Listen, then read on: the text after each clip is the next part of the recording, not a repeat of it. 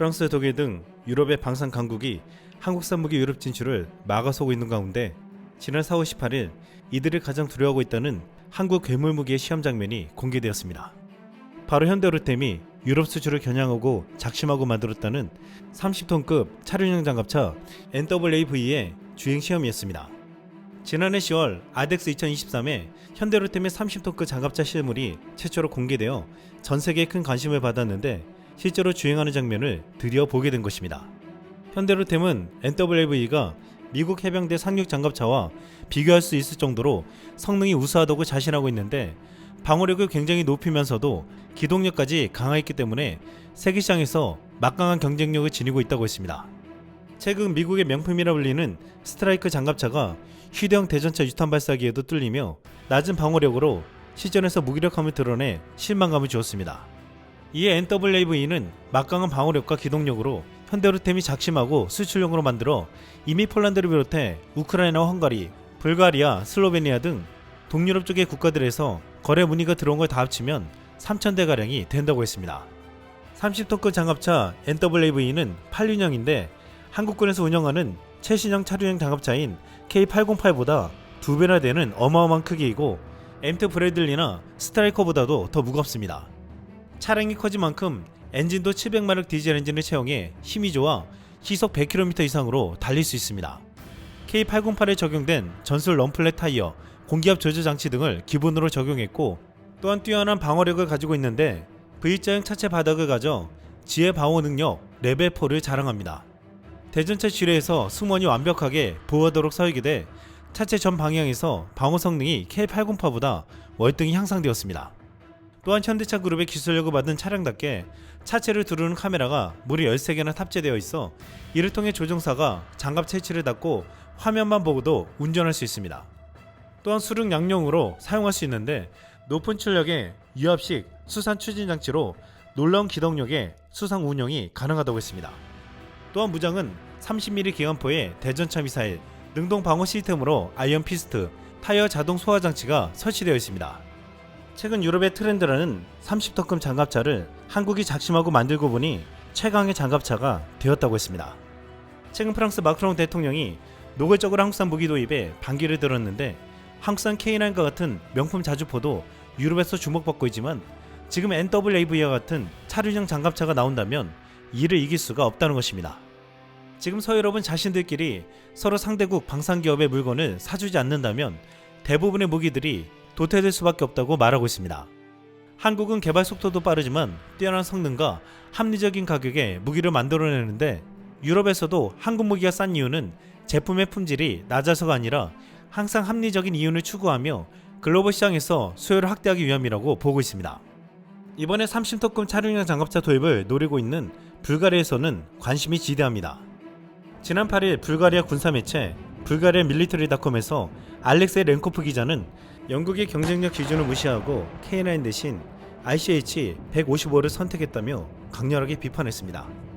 첨단 포병 시스템인 RCH-155는 영국과 독일 간의 파트너십을 나타내는데 이 채택은 경쟁적인 선택 과정에서 비롯된 게 아니라는 점에 주목해야 한다고 말했습니다. 이것은 그저 영국 총리가 내린 단 하나의 결정이라고 했습니다. RCH-155가 K9보다 낫다는 실질적인 증거가 단 하나도 없음에도 무모한 결정을 했는데 이것은 영국이 우크라이나 전쟁에서 얻은 교훈을 명백히 무시하는 것이라고 비판했습니다. 영국 총리는 RCH-155를 결정하면서 자신 행정부에서 개발된 통합 공공조달 모델의 정신까지 훼손했다고 했습니다. 이렇게 되면 각 무기체계의 장단점을 평가하기 위한 비교 시험을 앞으로 할 수 없을 것이라고 했습니다.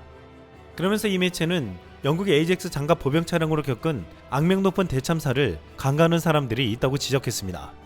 제너럴 다이맥스 UK가 영국 육군을 위해 개발한 AJAX 보병 전투 장갑차는 2014년에 계약을 했는데 2017년도에 인도될 예정이었지만 설계 문제와 심각한 소음 문제 때문에 예정보다 9년이 지난 지금까지도 인도는커녕 개발도 완성되지 못했습니다. 그동안 엄청난 비용 예산이 초과되었고 개발을 끝낼 수 있을지도 미지수입니다. 이런 일을 겪어서도 영국은 또다시 어리석은 결정을 했다는 것입니다. 또한 그동안 유럽 내에서 여러 국가들이 공동개발을 선언하고서는 각국의 사정과 이해관계 때문에 프로젝트가 지연되거나 난항을 겪는 경우가 많았습니다. 최근 유럽에서 벌어진 한 상황에서도 이번 영국의 결정도 어려워질 가능성이 높다고 했습니다. 독일 정부는 우크라이나 전쟁이 벌어지자 급히 F-35 전투기 35대를 구입하기로 결정했습니다. 그런데 최근 F-35 일부가 유럽 내 이탈리아의 최종 조립 점검 시설에서 생산될 것으로 예상되었지만 독일은 미국 텍사스 포트워스에 있는 생산 시설에서 35대 모두를 생산하기로 결정했습니다. 유럽의 국가들이 유럽 내 시설에서 무기를 생산하고 함께 이익을 도모하자고 했는데 이번 독일의 결정은 얼마 전 프랑스 마크롱 대통령이나 최근 영국의 행보와 달랐습니다. 이탈리아 생산 시설은 미국 이해 지역에서 유일하게 F-35의 생산 능력을 보유하고 있으며 유럽 지역의 F-35 유지 보수, 수리, 정밀 검사 및 업그레이드 센터로 지정되어 있습니다. 미국 정부는 최근 유럽 고객 항공기를 이탈리아에서 생산할 수 있게 승인했는데 독일의 예상과 달리 이탈리아가 아닌 미국에서 생산하기로 해 논란이 되었습니다. 그 이후로 이탈리아보다 미국에서 생산하는 속도가 훨씬 빠르다는 점을 들었습니다. 독일의 이번 결정으로 무려 1,090억 달러, 한화로 약 150조 원 규모의 군사현대화 자금 중 절반이 미국 방위산업체의 주머니로 들어가게 되었다고 했습니다. 이를 본 독일 탱크 부품 제조업체 대표는 대부분의 자금이 독일 기업으로 가지 않게 될까 두렵다며 독일에는 방위산업에 대한 전략적 방향이 부족하다고 비판했습니다.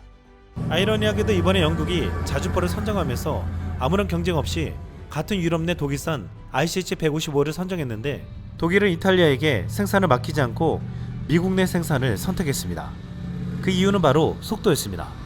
유럽 군사 전문가 보이커 니콜로프는 이를 두고 독일과 유럽의 국방부는 미국과 동아시아의 엘리트 경쟁자들과 보조를 맞추기 위해 고군분투하고 있다면서 독일의 역량을 강화하기 위해 미국 장비에 크게 의존하게 되었다고 했습니다. 여기서 말하는 동아시아의 엘리트 경쟁자는 아시다시피 한국입니다. 또한 유럽에서는 유럽 국가들이 전투기를 유럽산이 아닌 미국 F-35를 도입하기 원하고 있으며 유럽 전투기는 미국이 전투기를 투입하지 않은 제3세계 국가에서만 고객을 확보했다고 했습니다. 이런 추세는 전투기에 국한되지 않고 지상군 장비 시장도 K2 전차 및 K9 자주포와 같은 제품을 자랑하는 한국 생산업체에게 자리를 빼앗기고 있다고 분석했습니다. 이미 계약이 체결된 K2 전차는 튀르키예와 폴란드에 각각 1,000대씩 판매되어 독일에 공급한 9세대 장갑을 대체할 것으로 예상된다고 했습니다. 당장 유럽에서는 러시아 우크라이나 전쟁이 끝나지 않고 있고 또한 전쟁이 끝난다고 해도 앞으로 러시아 위협에 대응해야 한다는 말이 나오고 있습니다. 그렇게 되면 빠르게 무기를 늘려 전력을 강화시켜야 하는데 서유럽이 유럽 안에서만 무기를 생산하려 한다면 앞으로 경쟁력 있는 한국산 무기들을 빠르게 도입해 시점 배치하는 동유럽 국가들을 볼 수밖에 없을 것이라고 했습니다.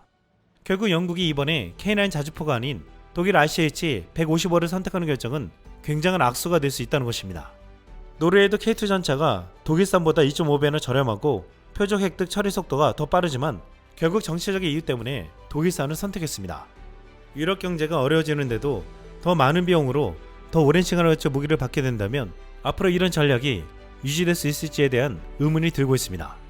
지난 2월 미국 일간 워싱턴 포스트는 이후 27개 회원국이 155mm 포탄 생산량을 늘렸지만 12개월에 걸쳐 포탄 100만 발을 지원하겠다는 약속을 지키지 못했다고 했습니다.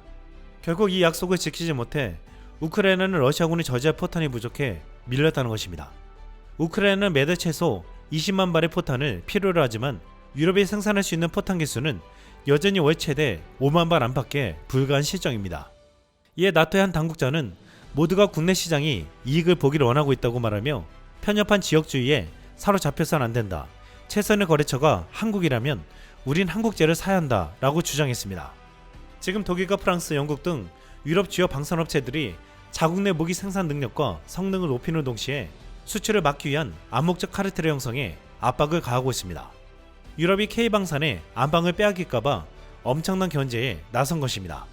하지만 이 카르텔이 언제까지 지속될 수 있을지 모르겠다며 앞으로 EU 내에서 개발이 지연되거나 이해관계가 충돌되면서 무기가 확보되지 못하면 또다시 이런 말이 나올 것이라고 했습니다. 편협한 지역주의에 사로잡혀서는 안된다. 최선의 거래처가 한국이라면 우린 한국제를 사야 한다. 이상 쏠망이었습니다.